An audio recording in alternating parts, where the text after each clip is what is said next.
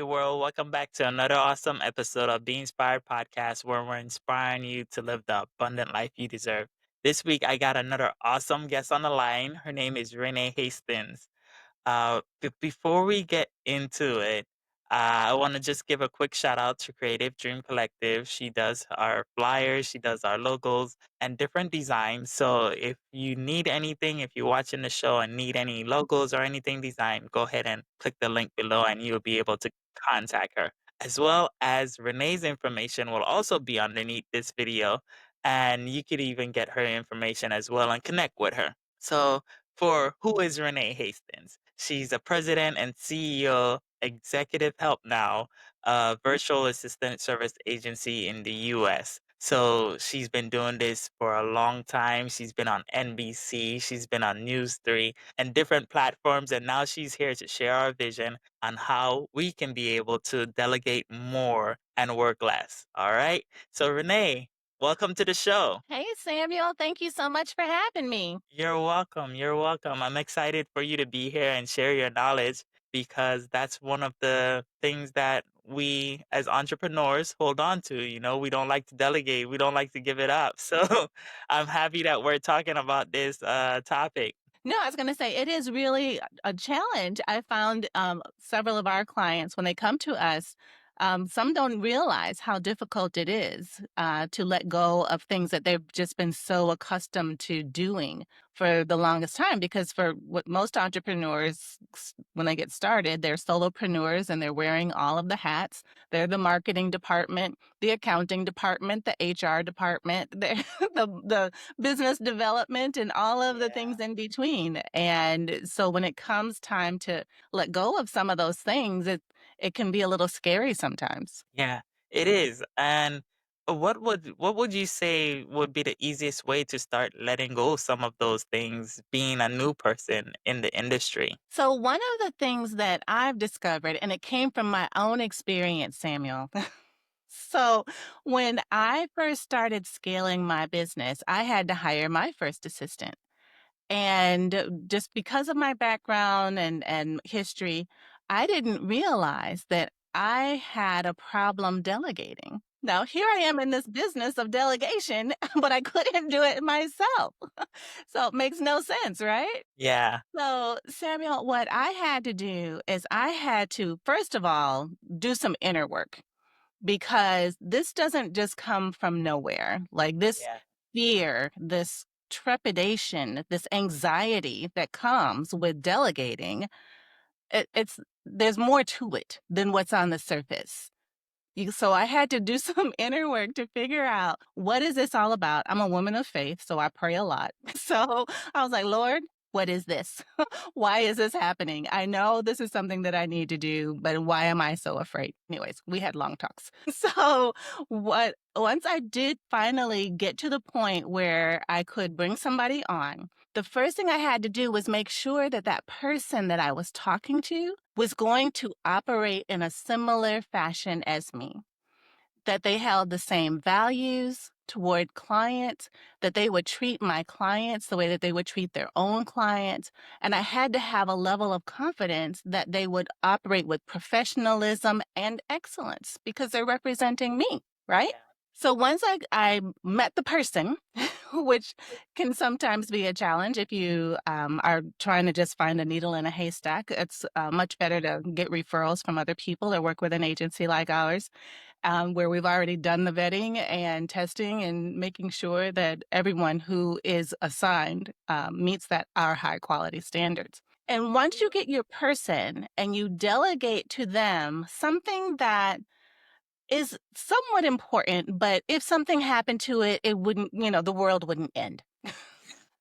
Something small. And if they complete that objective with little to no errors, with little to no, with little explaining, no hand holding, but you just tell them what you want, tell them what you want the outcome to be, and allow them an opportunity to operate in their natural gifts, skills, and talents. See what you get back. If what you get back is what you expected, fantastic. Or better. Yeah. Mission accomplished, right? Now you Yeah. can continue doing that on a small level for a period of time. If they keep on doing excellent work, then that develops in you a level of trust and a level of confidence that you can place in this person to maybe give them something else with a little bit more weight to it. And so once you continue doing that and they continue repeatedly doing work well, it becomes much, much easier to delegate. And then before you know it, you won't be able to delegate quick enough. Nice. So just being able to build that trust, Yeah. it sounds like. But I also want to back up a little bit because you said you had something that was holding you back. When you did that inner work and you were able to find out what was that thing that was holding you back, what came up for you? Fear. Just it was fear. I had control issues.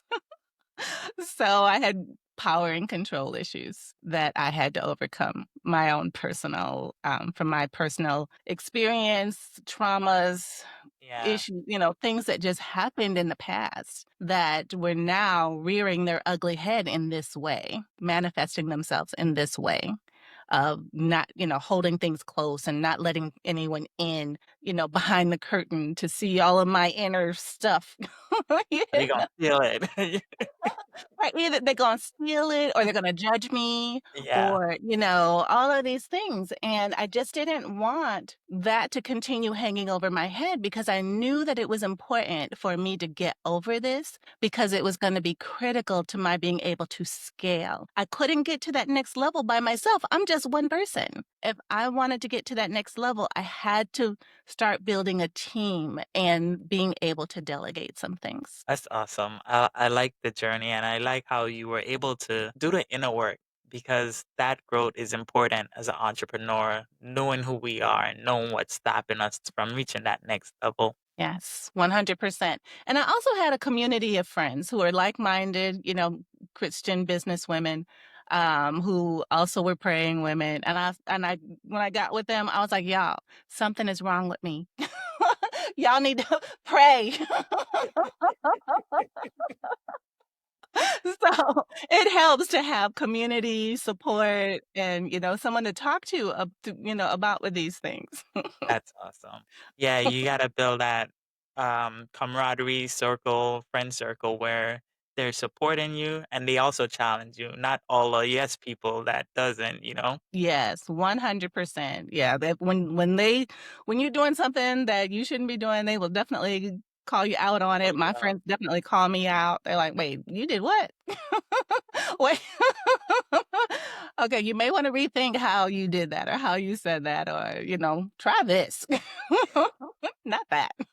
So, what are some ways that you help new entrepreneurs or entrepreneurs in general free up their time to stop drowning in the operations and be able to free up some more of their time? So, one of the things that we do when we're first getting started is we love to get an idea of where your current state is. Where are you right now? What does life look like in the day of the life of you, entrepreneur? And they'll go through all of their list of the things that they have to do. And a lot of times there's no day is the same, but high level, these are the different things that they do. These are the things that they spend their time on that they would rather not be spending their time on. Um, and then we ask them, what is a desired state? Well, if I didn't have to work on this, I would be working on, you know, a strategy for next year or, casting vision for my team or, building out the next iteration of a widget that I'm building, but I don't have time to do that now because I'm too over here in the weeds trying to figure out how to, you know, build a website. Something that somebody else can do? Right, exactly, exactly. And so once we get a great understanding of their current state and their future state of where they truly want to be, we see what systems they have in place already they may be using or might need to be put in place. We do an assessment of that with our knowledge and skills and experience of what we've seen that works well for someone and what work for in this particular situation. We've seen it a lot. And so we want to make sure that we're offering the best advice and suggestions to them so that they can start to see immediately some relief. Okay, so it sounds like you got like a structured system of like where they are and where you want them to be. Yes. make it clear for them so they understand. Yes. Okay, Exactly. awesome. How do you help your clients identify what should be delegated and what should they keep on their plate? So, one of the things that's a really clear indicator for us is if what you're doing is not making money for the business, you should not be doing it. So, for instance, let's say, Samuel, you make $300 an hour doing what you do for your business. And only you can do this because you've got the skills, the knowledge, the experience, the relationships, whatever it looks like. They pay you the big bucks because of that. Right? Now, so should you be spending your time checking your email? Yeah. Should you be spending your time trying to get with other people who are just as busy as you? No. No, Um, should not you at be all. putting together that package for the proposal for the next potential new client? Definitely, 100%. That's getting closer. However, once you get a template and all you have to do is fill in some variable buttons, that's something else that can be delegated. Okay. Okay?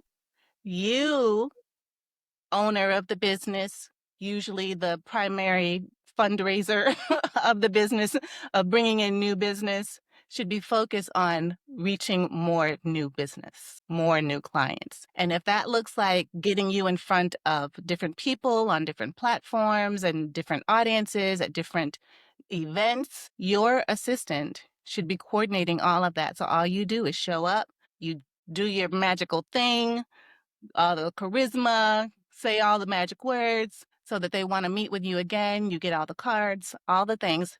You come back, you give it to your assistant and say, schedule me meetings with all these people. Okay. So, wow, I like that. I like how you broke that down, and it helps us understand as even a viewer is just look like break it down. What is most important?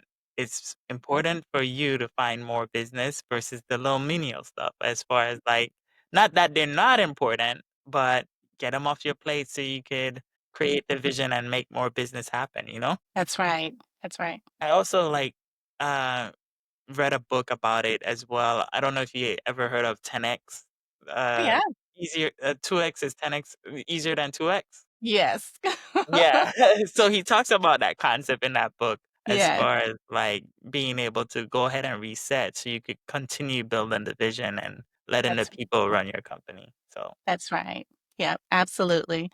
Because like I said, it's so important for you to feel confident and clear-headed enough to go into these rooms with a plan and with an understanding of what you want to get out of this room.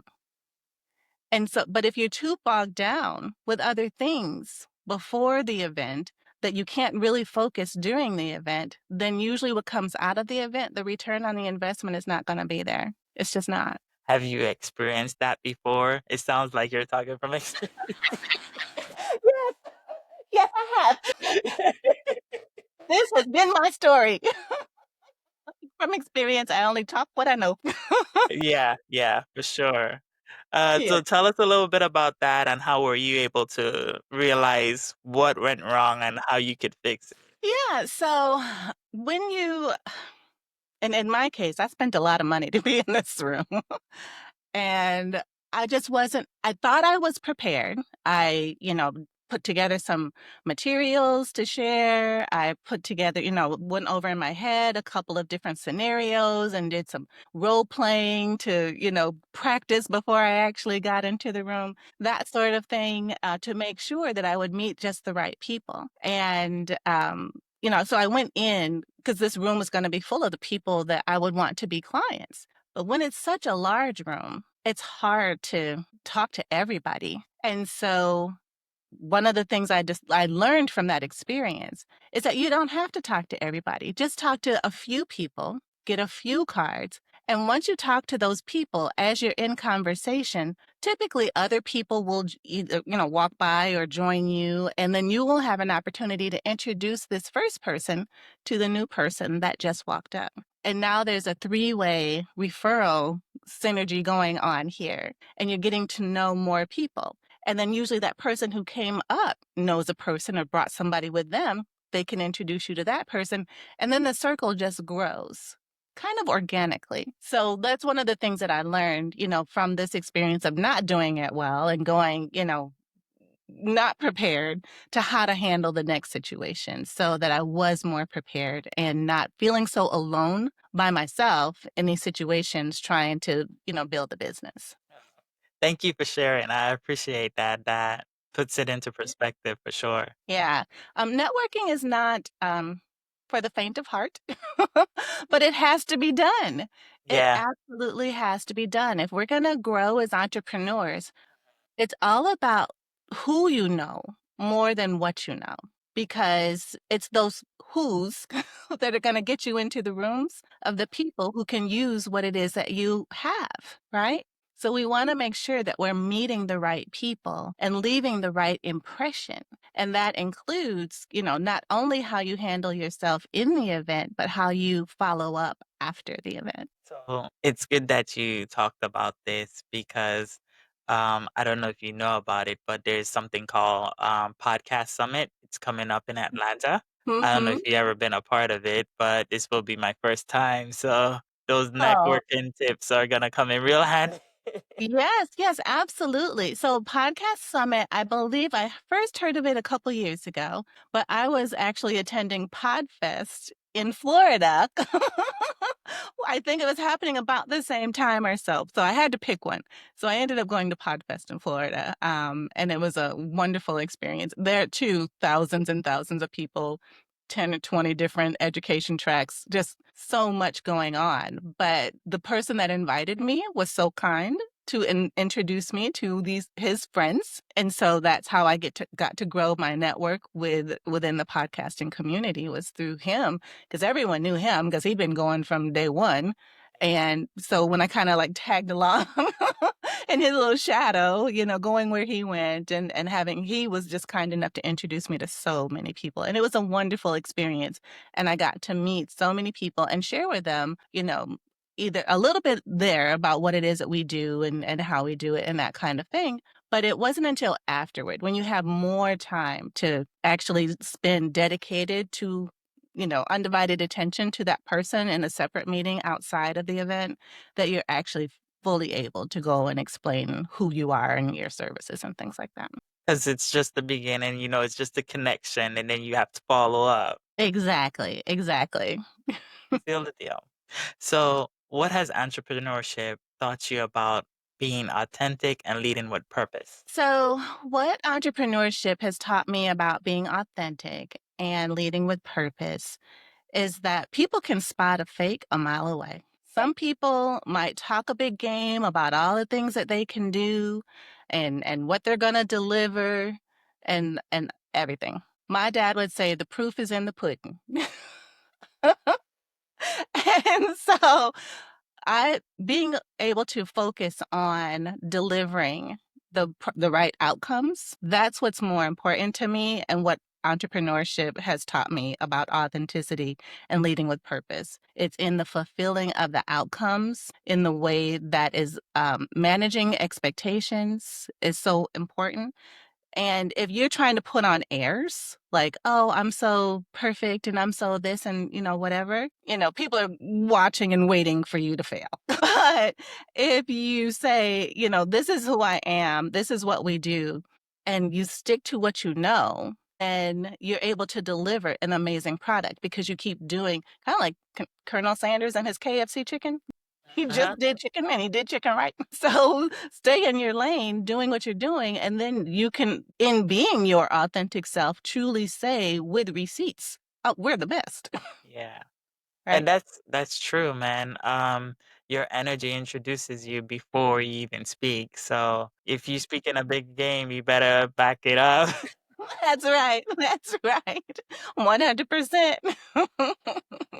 So I know you started back in 1998 with business and entrepreneurship, but what led you to make that jump to decide to join entrepreneurship or become an entrepreneur? So I was in corporate America for many, many years, all while my kids were in school. But then my kids graduated and left. And so I had all this time on my hands and still a passion for serving executives. And so I said to myself, maybe I can get a few of my own clients on the nights and weekends, from when I get off work.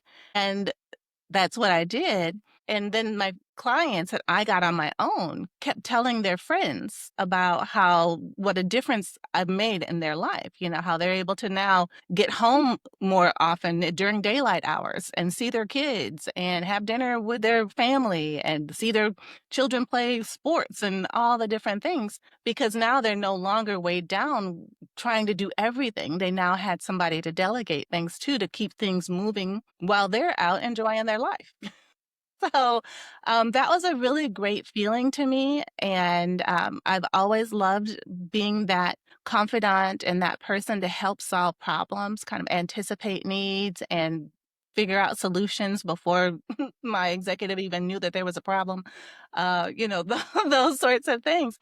And so when the opportunity came for me to do it myself and I saw that it was resonating with our clients and they kept telling their friends, then I just kept getting busier and busier and busier. And I come from a background where excellence is just an expectation.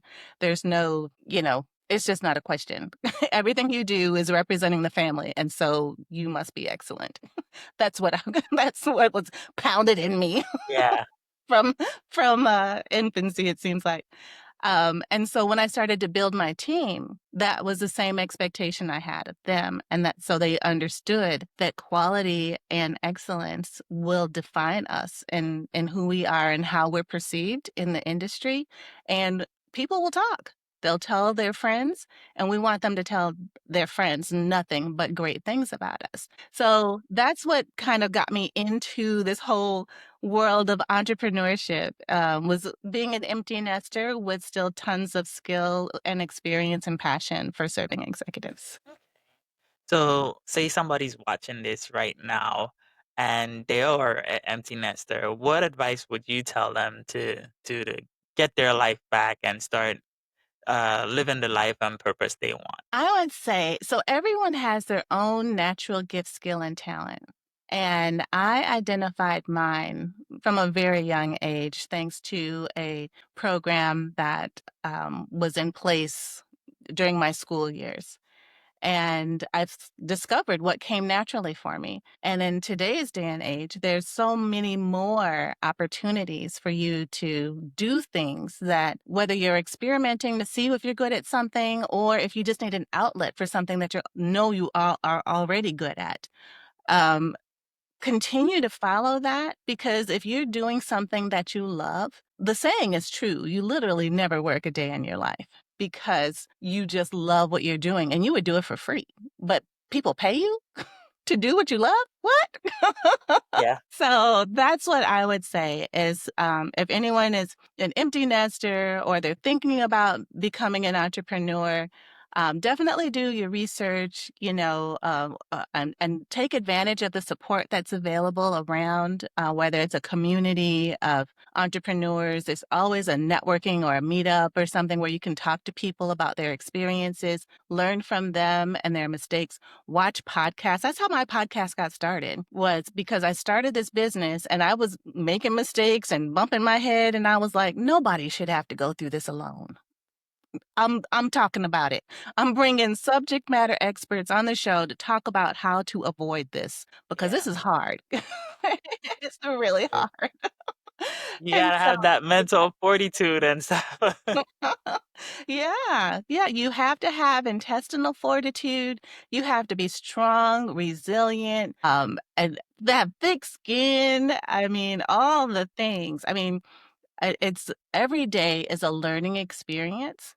And the more you learn, the better you get at doing the things over and over and over again, because you're like, okay, this happened this time. I know not to do this, and I'm going to be more prepared next time. So I'm going to do this, and this first, and then I'm going to do these other things. So, on your journey, what's one powerful lesson that you could share with us that you learned throughout your journey, throughout building, throughout all the things you've been through? I would say one powerful lesson I've learned is to stay humble and to operate in your natural gifts, skills, and talents. It's so important because only you have what you have. No one can do it like you because it's yours. And so one lesson that I've learned is to don't deprive the world of the gift that only I have to offer. I love that. That's real good. I like that. Cause only you have it. Yeah, I there's never gonna be another Renee Hastings right. that's taken already. There's never gonna be Right. another Kobe Bryant or another Samuel Rodney. They're That's all right. taken. Yep, exactly. Exactly. Go out there and be the best you. That's right. 100%. So before we wrap up, Renee, just wanna ask, what's one thing that you thought I would ask, but I didn't quite ask you? Most people ask about the journey, like how you got started. Even though you kind of asked it, most people ask it in the beginning. And so I get in the habit of saying, well, it all started back when, and you know how when you do this over and over again, it kind of, just kind of becomes a rote of what you say. But I didn't get to do that today. And I'm really glad that you switched up the order of how you presented the questions and to get to the same place. I think it made for a much more interesting conversation. So I just want to give you kudos for being Thank such an you. amazing host. Thank you. Thank you.